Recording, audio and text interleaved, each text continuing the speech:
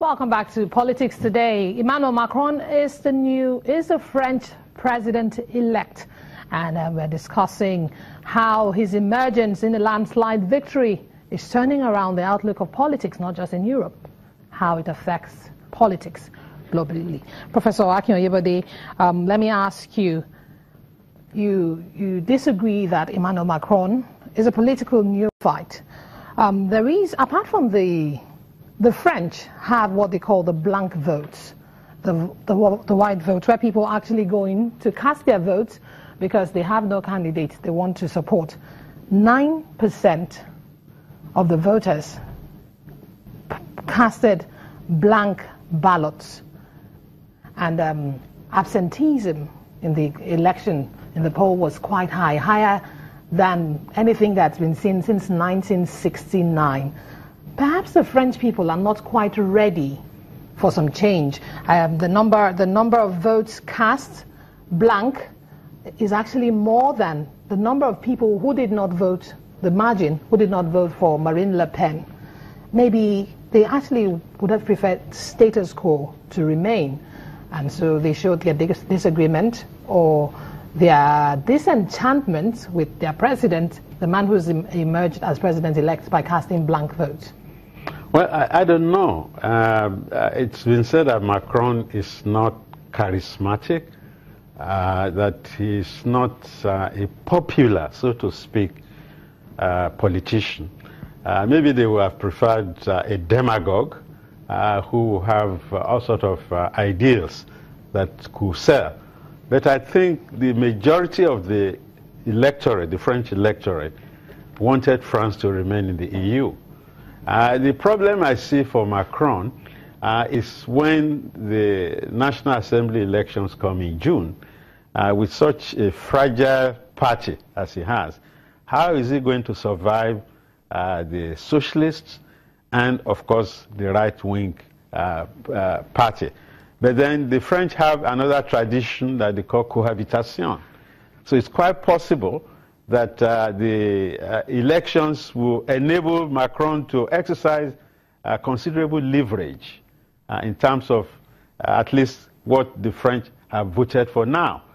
Now, I think the true test of the survivability and the resoluteness of the victory of Macron will be in the local elections, in the various prefects, in various areas, local government elections, which will now enable Macron to put his stamp on French politics. But I think it's precipitate to be dismissing him, as I said, as somebody that the French reluctantly adopted. Let him savor his victory. Let him enjoy his famous victory. Okay, but don't you think François Hollande's support also gave him an edge? Well, I don't know. You see, the fact that the old divide in French politics between the right and the left seem to have been put in a state of suspended animation will not have us make the last word on these elections. I think it's still pretty early in the day for a full analysis of the French political character. Let's go over to Dr. Onweze in Abuja. Dr. Onweze, just recently a bill was sponsored in the House of Representatives by one of the members, Not Too Young to Run bill. We have a 39-year-old emerging the president of the second largest economy in Europe. In Nigeria, we're still struggling to have young people run for even small positions as local government chairmen. How do we change this trend? What's the way to go? I think should be a lesson for us so that the young ones will be able to take their position in the country. I often said that any nation that has no plan for its young population, that nation cannot really move forward. Nigeria, from inception, they have no plans for the future, for the future generation. And the millennials are growing.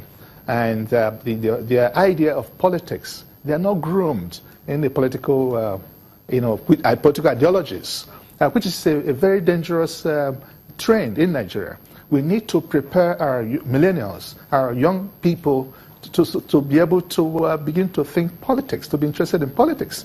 Most of them are only interested in entertainment. And the future of Nigeria hinges on them.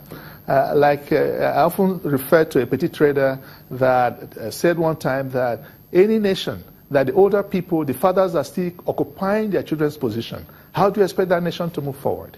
And I quite agree with that petty trader. And it's quite instructive that we begin to groom our people, our younger, their millennials, so that they'll be more interested in politics.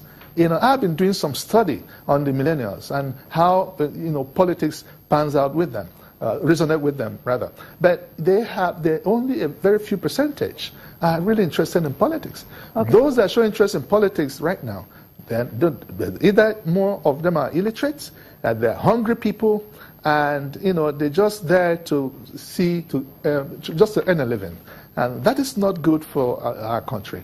We need to have a deliberate policy to be able to train and get our millennials interested in politics. Even my own children, once you talk politics, they're not interested. And several people like that. So it's important for us and to learn this lesson. A 39-year-old being president of France, a major world power, and all that. Then our people will say, oh, I remember when I ventured into politics.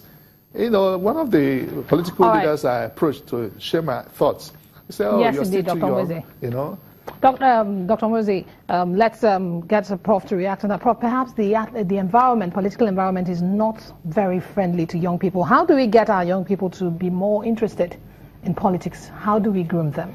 Well, they have to be empowered.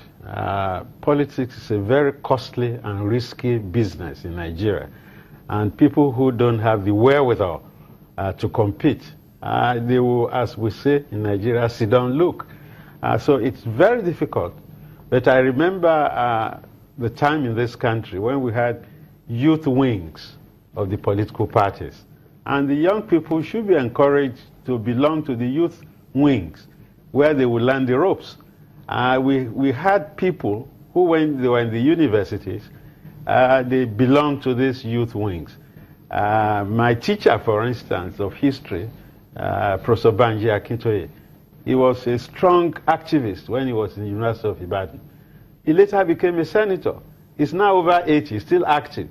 But I think we have to encourage young people to join the youth wing of the various political parties, where they will learn the ropes and then be able to translate their dreams into reality. Thank you very much, Professor Aki Uyibode, Professor of International Law and Jurisprudence, and Dr. Austin Mweze, Current Affairs Analyst, for joining us on the program.